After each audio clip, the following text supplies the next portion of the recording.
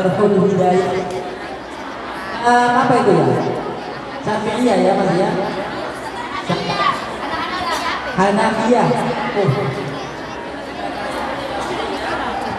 Syafi'iyah, Malikiyah, Hanafiyah. Nah, konsisten dapatnya tidak boleh terbuka. Hanafiyah agak longgar. Iya, cuman bahasanya yang berbeda. Kalau Malikiyah membahasakan mukhaffafah dengan mughalladhah, kalau Hanafiyah membahasakan rubu'ul aurah, seperempat aurat. Oke.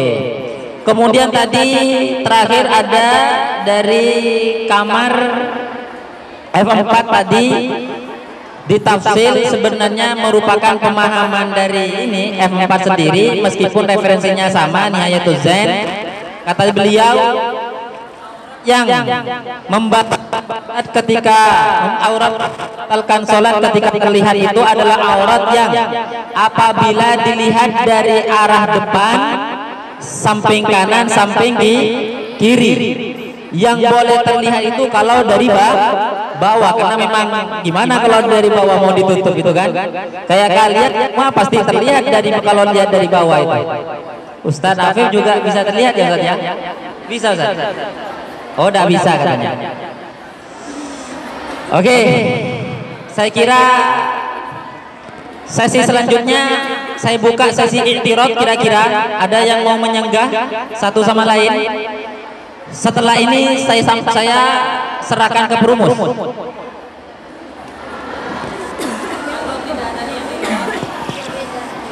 Ada i'tirad, sanggahan, baik dari kelompok yang mengatakan boleh, tidak boleh atau ditafsir, saya serahkan ke perumus.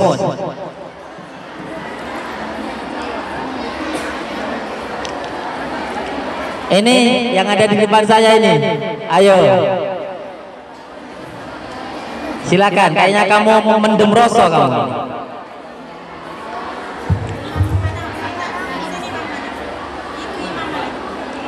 Oh no, Ulia. Ulia ya ada. Silakan Ulia. Setong. Nah. Oh, ada waktunya nanti. Oh.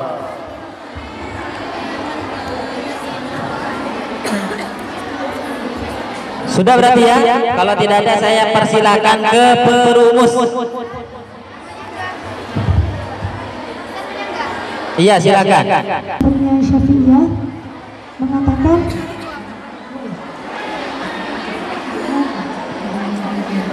tidak boleh ya Mbak, tidak boleh. Sebenarnya yang jadi problematika di sini ketika aurat tersebut tidak lantas ditutup seketika. Ya. Jika Anda mengatakan bahwasannya yang tersikat tersebut termasuk aurat, oleh karenanya aurat tersebut terbuka dan kita langsung menutupinya tidak menyebabkan sholatnya batal.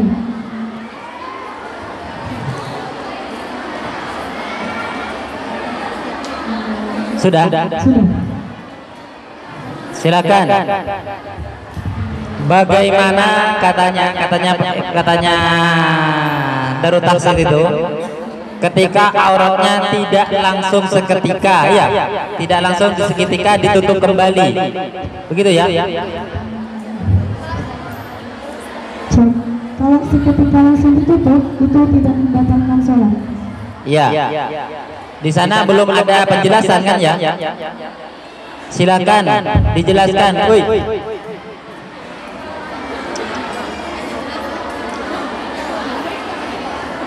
Ayo dijawab. Dijelaskan terbukanya tadi kalau menurut Syafi'iyah itu seketika ditutup apa tidak?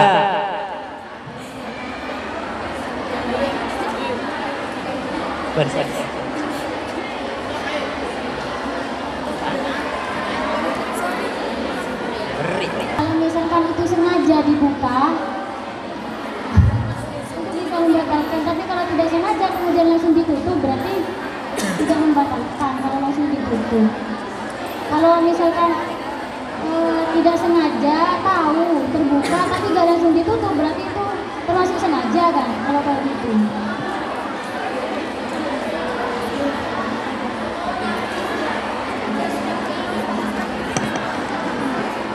Tapi kan ada caranya ya, caranya kita takbir agar tangan itu tidak terlihat. Jadi di sini kalau misalkan dia tetap terlihat tangannya, otomatis kalau menurut saya itu sengaja. Jadi ya berpotensi membatalkan sholat. Oke ya, saya kira terkait dengan kesengajaan atau tidak sudah ada deskripsi masalahnya kan? Si musolli bukan berangkat dari kesengajaan, tetapi memang kondisi mukenanya yang seperti itu sehingga membawa dirinya terbuka sebagian aurat, dalam hal ini lengan. Bukan kehendak sendiri, tapi memang mukenanya yang seperti itu kan? Pendek ya Ustaz, pendek sampai terlihat lengannya gitu. Di sini kan berpotensi ini kan, tadi kan berpotensi terbukanya lengan pada saat takbir atau ruku. Sini. Jadi saya kira terkait dengan ini bisa, kan tadi sudah disetujui deskripsinya ya. Berarti kembali ke deskripsi. Punya contoh yang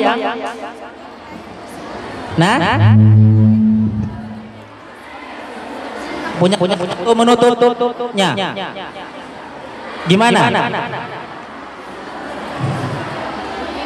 Yang barusan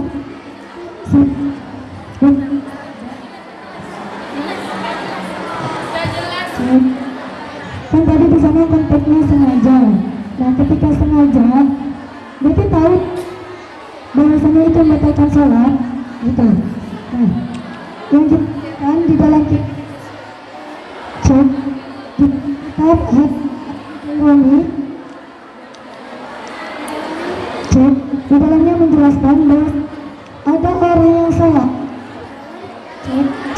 dalam pelaksanaan sholat dia memakai baju yang sobek, nah sehingga auratnya terlihat ketika rukuk dan sujudnya. Maka baginya dianjurkan untuk menutup bagian yang sobek tersebut dengan tangan. Nah, sudah sangat jelas bahwa dalam hal ini yang terpenting adalah usaha untuk menutupi aurat kita, bukan lantas tidak memperbolehkan penggunaan mukena potongan secara mutlak. Oke ya, tadi sebenarnya saya kira dari Darut Takhsis lebih terkait dengan solusi bagaimana menutup aurat ketika terlihat dalam deskripsi ini ya. Begitu ya saya kira. Oke, langsung saja saya persilakan ke perumus. Kita dengarkan bersama rumusan terkait dengan soal pertama ini karena sudah kita kumpulkan beberapa referensi dan jawaban.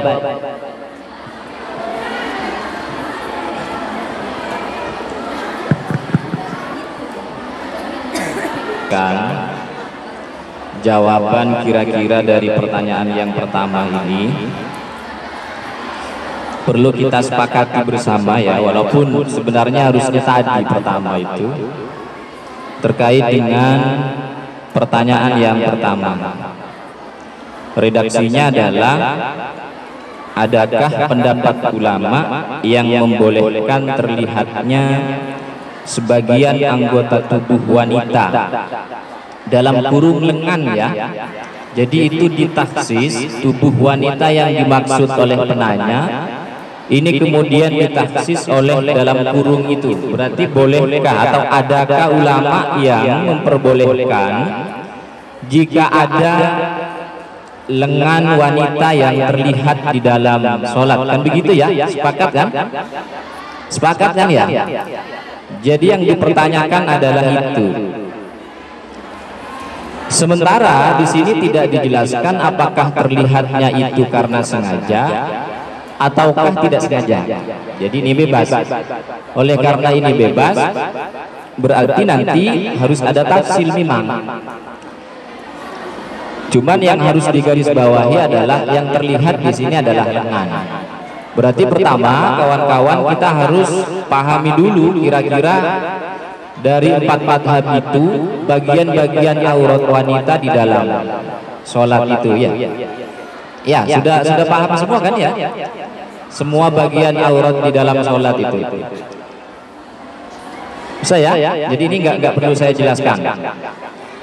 Kemudian melihat dari apa yang sudah disampaikan oleh teman-teman tadi dan yang saya pahami gitu, kira-kira bisa dirumuskan seperti ini. Karena kan umum ini Ustaz. Jadi rumusannya mungkin begini. Jika terbukanya aurat itu dilakukan dengan sengaja, maka semua ulama sepakat bahwa sholatnya itu batal. Yang pertama, artinya jika terbukanya lengan itu disebabkan oleh aktivitas yang kita lakukan sendiri atau dalam kurung kesengajaan, maka semua ulama itu sepakat hukum sholatnya adalah batal.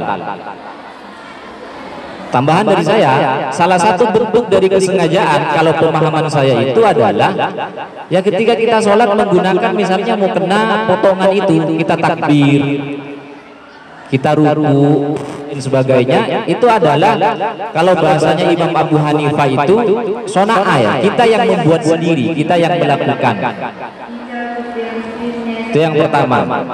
Ini masih tanpa melihat apakah yang terlihat itu dari atas, dari bawah, dari samping. Karena tadi kan sudah disepakati ya, ada ya bahwa yang wajib tertutup itu kan dari atas ya, dari depan, dari bawah, dari samping, kanan kiri.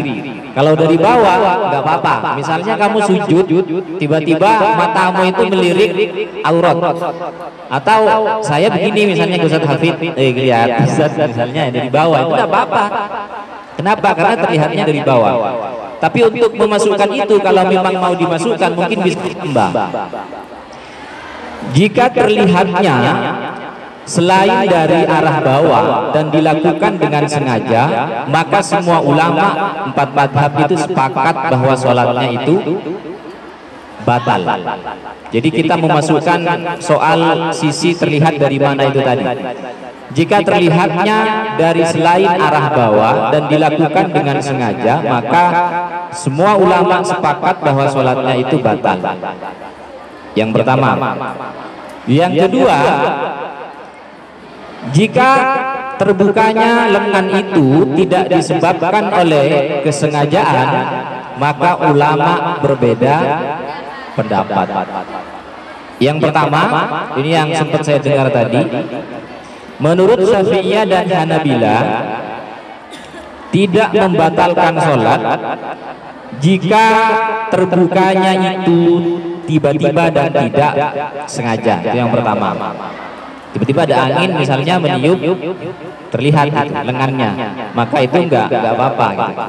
Jadi menurut Syafi'iyah dan Hanabilah, jika terlihatnya itu tidak sengaja atau tiba-tiba dan ditutup dengan segera, maka sholatnya tidak batal. Itu yang pertama. Yang kedua, menurut Malikiyah, tadi juga sempat menyinggung Malikiyah itu, jika yang terbuka adalah aurat mughalladhah, maka batal secara mutlak. Ingat konsep aurat mughalladhah ini antara Hanabilah dengan Hanafiyah, antara Malikiyah dengan Hanafiyah itu berbeda. Saya menemukan redaksi itu kalau Hanafiyah itu yang dimaksud aurat mughalladhah yaitu tadi dua anggota badan kita itu, berarti selainnya bukan. Tapi kalau dalam konsep Malikiyah itu selain dada katanya, selain dada. Jadi lengan menurut konsep Malikiyah itu masuk aurat mughalladhah. Jadi menurut Malikiyah kalau kita langsung kepada konteks ini lengan yang terlihat, maka itu membatalkan sholat. Jadi rumusannya mungkin langsung begini yang kedua itu. Menurut Malikiyah terbukanya ini lengan ya ketika sholat itu dapat membatalkan sholat secara mutlak. Secara mutlak itu sengaja atau tidak. Kenapa langsung lengan? Karena ya lengan itu masuk aurat yang mughalladhah kalau menurut Malikiyah. Yang ketiga, menurut Hanafiyah batal kalau misalnya lebih dari 1/4 ya. Batal kalau lebih dari 1/4 dan tidak batal ya kalau kurang atau seperempat dan itu dilakukan dengan tidak sengaja. Tapi karena ini sudah masuk di yang dilakukan dengan tidak sengaja, berarti ini begini rumusannya. Menurut Hanafiyah tidak membatalkan kalau misalnya yang terlihat itu adalah seperempat atau kurang dari seperempat. Karena catatannya Hanafiyah itu dua, pertama tidak lebih dari seperempat, yang kedua tidak dilakukan dengan sengaja. Karena ini sudah masuk bagian yang kedua, berarti kan ini tidak sengaja. Coba dulu.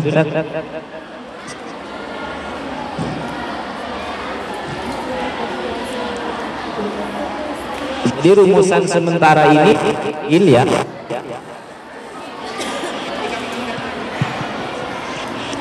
Ini yang kedua, dibagi dua. Yang pertama sengaja, yang kedua tidak sengaja. Kalau sengaja, ulama sepakat. Yang pertama, ulama sepakat. Iya, yang pertama. Iya. Berarti kalau pakai yang ini, yang kita ya, kalau kita takbiratul ihram misalnya, itu sengaja itu karena kita yang melakukan itu. Yang tidak sengaja itu kalau yang saya pahami, kalau terbuka itu bukan karena ulah kita. Pertama mungkin ada angin dan di sini kan ruangannya terbuka. Yang kedua ada anak kecil misalnya ya, tiba-tiba disingkap misalnya. Makanya nanti mungkin khusus anak-anak idadiyah ini untuk konsep pemakaian mukena itu memang harus disepakati kayak apa gitu. Yang paling rawan kan ini juga ya, kerudung sini nih, sini. Karena kita kan sudah tahu bahwa batasan wajah itu kan sampai sini. Kan ada teman-teman yang di sini mungkin kerudungnya itu. Ada enggak? Jadi itu Ustaz Hafid rumusan sementara di tafsir. Yang pertama sengaja, yang kedua tidak sengaja. Sengaja, yang kedua tidak sengaja. Untuk yang sengaja, jika terlihatnya itu dari selain arah bawah dan dilakukan dengan sengaja, tapi dengan sengaja bisa dihapus sih, karena ini sudah masuk yang sengaja itu. Pertama sengaja,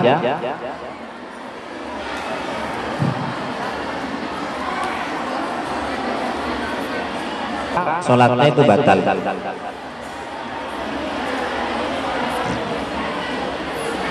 Yang pertama yang sengaja, yang kedua itu dilakukan karena tidak sengaja. Terjadi khilaf di kalangan ulama. Ya.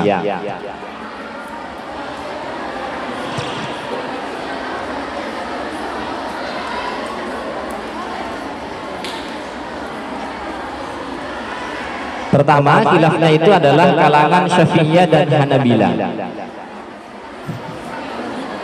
Syafi'iyah dan Hanabilah. Tidak batal jika terbukanya tiba-tiba, jika terbukanya tidak sengaja, ya tidak apa-apa itu Ustaz. Tidak apa-apa itu, tidak sengaja, koma tiba-tiba dan ditutup seketika. Tiba-tiba itu maksudnya tahu tiba-tiba ya? Tiba-tiba terbuka itu. Yang tidak tiba-tiba itu ada, makanya ini penting ini catatannya. Misalnya kalian itu sadar ada temannya yang usil dari belakang gitu. Kan tidak tiba-tiba sadar kok ada kayak yang mau buka, misalnya Ustaz Amir ya. Ustaz Iqbal misalnya usil itu kan ketahuan. Ini tiba-tiba kita tidak sadar tiba-tiba terbuka. Yang kedua, Malikiyah.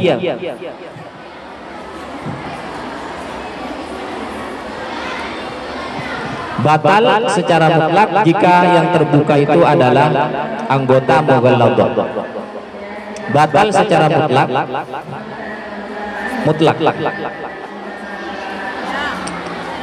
Tapi dihapus saja karena ini kan masuk bagian yang tidak sengaja. Batal jika yang terlihat itu adalah anggota mughalladhah.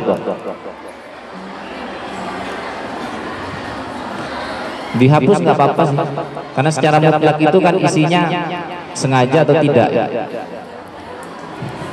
Jika yang terlihat adalah anggota mughalladhah atau aurat mughalladhah.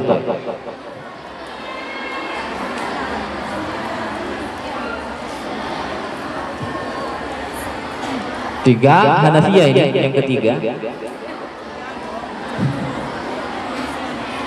Hanafiyah.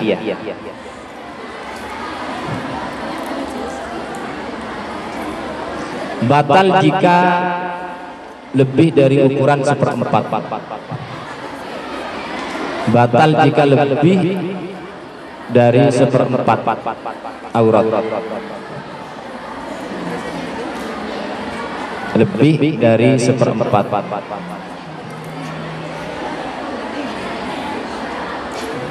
Mungkin begini rumusan sementara tawaran dari saya ya.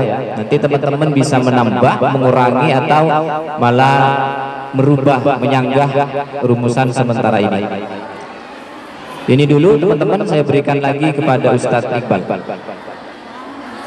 Pahami bersama ternyata kalau tidak sengaja pun masih terjadi hilaf gitu ya. Tapi sebenarnya begini ya teman-teman ya. Kalau itu kemudian pasti berpotensi terbuka, kira-kira ada enggak solusinya? Ada sebenarnya. Coba saya tanyakan, takbiratul ihram itu membaca Allahu Akbar apa mengangkat tangan? Berarti tak harus mengangkat. Hukumnya apa mengangkat tangan? Maka hukum sunnah ini tidak bisa mengalahkan yang menutup aurat wajib apa enggak? Al wajib la yutsraku li sunnatin, katanya ulama itu kan ya. Wajib itu tak boleh ditinggalkan lantaran melakukan kesunnah. Wajib itu al wajib yutsraku la yutsraku illa bil wajib. Wajib itu boleh ditinggalkan tetapi dengan kewajiban yang lain kan begitu. Kalau nanti solusinya kalau ada terusan, ya gak usah ngangkat tangan, baik takbiratul ihram atau takbir intikal. Sami Allahu liman hamidah, Allahu akbar. Enggak usah raf'ul yadain, mengangkat tangan. Gitu ya. Sudah. Karena sudah disepakati, berarti ini sudah menjadi jawaban sekaligus keputusan dari Al-Fatihah.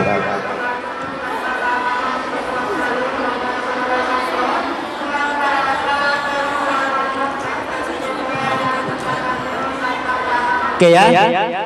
Oke. Dari soal pertama sudah kita kantongi jawaban-jawaban yang cukup akurat dengan berbagai referensi madhab dari Syafi'iyah, Malikiyah, Hanafiyah, dan Hambali. Beranjak kepada pertanyaan yang kedua. Ini masih terkait dengan pertanyaan yang pertama. Bagaimana hukum memproduksi mukena dengan model potongan yang berpotensi terlihatnya sebagian aurat wanita saat memakainya dalam sholat?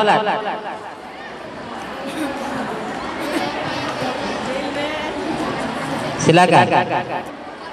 Boleh. Ini F4 boleh. Kalau kemudian tidak boleh, kamu nanti bertanggung jawab ke produsen mukena. Serahkan rekomendasi Bahsul Masail ini, kemudian klarifikasi ke beliau bahwa Bahsul Masail I'dadiyah mengatakan produksi tidak boleh. Bilang nggak boleh kamu ya. Yang lain boleh, kamu biar seru, kamu nggak boleh begitu.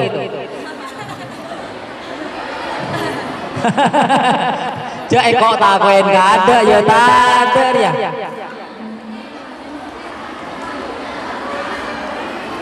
Oke, ya coba. Ada referensinya kira-kira.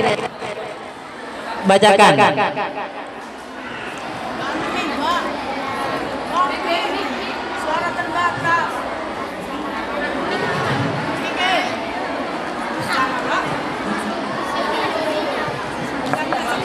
Mic F4 bo.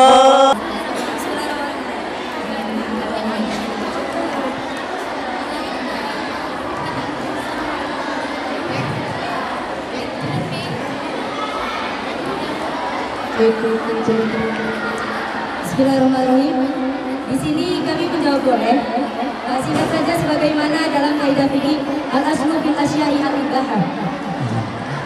Hatta yadullat dalil ala tahrimihi, begitu ya. Referensi mana? Kaidah fikih cuma. Oh, begitu. Ya dah, bagus. Kamu coba apa referensinya? Kaidah fikih. Apa coba? Al halalu bayyinun wal haramu bayyinun, begitu ya. Wa ma bainahuma mutasyabihat. Apa kaidah fikihnya coba? Sawa'un kana. Apa kamu referensinya? Oh ya. Terus. Jadi begini Ustaz, jika si A dan si B itu sama-sama memiliki mukena yang berpotensi terlihatnya aurat, namun si A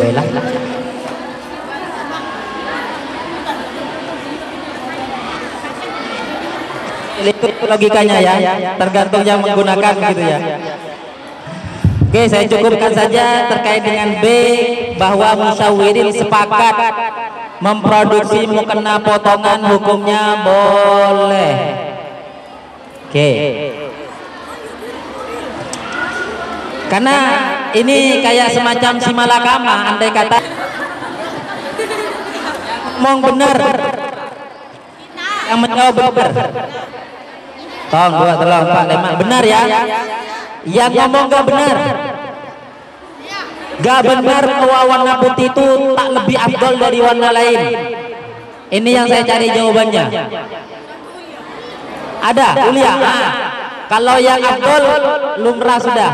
Coba yang tidak, bawa pakai warna, pakai mukena hitam, merah, kuning, hijau di langit yang biru gitu kan. Itu juga afdol gitu kan. Iya, langsung baca hadisnya. Saya sudah tahu hadisnya itu.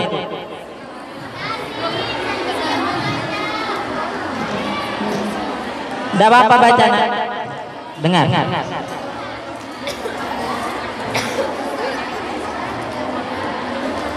Baca dan apa dengar, Ustaz?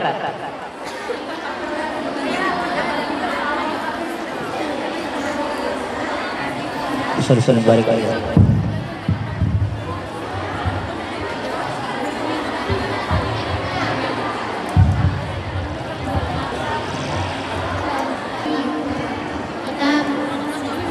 Riyadhus Shalihin, Shalihan 189, hadis ke 779 dan 780. Bismillahirrahmanirrahim. An Ibnu Abbas radhiyallahu anhu anna Rasulullah qala albasu min thiyabikum al-bayan fa innaha min khayri thiyabikum wa tafimu fiha ma'akum. Yang 780 An Samurah radhiyallahu anhu qala Rasulullah albasu al-bayan fa innaha atharu wa atyab wa tafimu fiha ma'akum. Itu bukan albasu ya, albisu. Albisu pakai fi'il amar. Sudah ya, saya kira ya. Biar referensinya kayaknya sama semua itu intinya. Ada yang dan menguatkan bahwasanya itu lebih afdol untuk jamaah juga. Lebih afdol untuk jemaah. Coba ini yang bagus ini. Berarti kalau sholat berjemaah itu lebih afdol pakai baju putih. Otomatis kan digunakan untuk sholat berjamaah. Iya betul. Coba. Dalam kitab Mirqatul Fatih Sohibah Syarhul Mishkatul Masobih Syahifah 2776 di juz 7 yang berbunyi kama anna lubsahu afdalu liman yahdurul mahafil kadukhulil masajidi li jama'ati wa mulaqatil ulama'i wal kubara.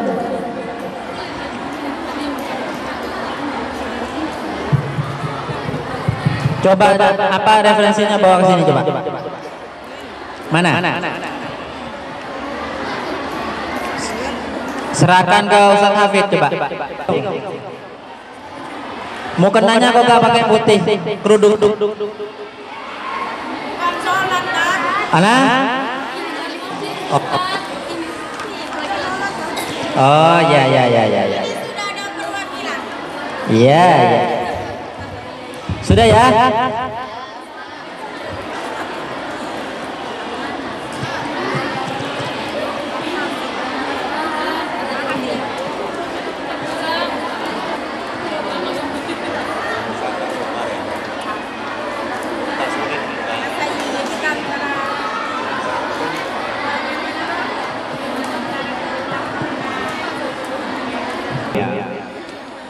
Itu saya cenderung tidak ada kalau saya, khususnya dalam hal mukena, karena memang selama ini tidak dijumpai, terutama dalam hadis itu, bagaimana model mukena dari Nabi itu tidak ada, sehingga kemudian model mukena berwarna putih itu lebih utama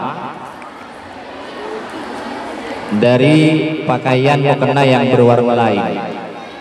Nabi itu kan ketika ditanya oleh Ummu Salamah, itu kan karakternya cuma dua. Ketika ditanya apakah boleh memakai kerudung ataukah memakai baju kurung tapi tanpa izar, kan Ummu Salamah bertanya begitu. Kemudian Nabi menjawab boleh kalau zir'unnya, baju kurungnya itu menutupi kaki, kan begitu. Tidak pernah itu ada Nabi mengatakan bahwa keutamaan kemudian menggunakan pakaian mukena yang berwarna putih. Itu sepertinya tidak ada dalam konteks sholat. Dan selama ini yang kita dengar juga dari beberapa ulama ya kiai, walaupun dalam bahasa masail ini mungkin tidak bisa dijadikan sebagai pijakan, tetapi hanya pertimbangan saja, itu belum ada. Artinya catatan di dalam sholat itu kan yang penting tidak mengganggu, itu saja. Makanya kalau mengganggu itu makruh hukumnya. Mungkin warnanya terlalu ngejreng misalnya ya. Atau misalnya Ustadz Basit kalau melihat warna merah itu terganggu sholatnya misalnya. Tetapi kalau membaca ini memang dijelaskan ya, kama anna lubsahu afdalu liman yahdurul mahafila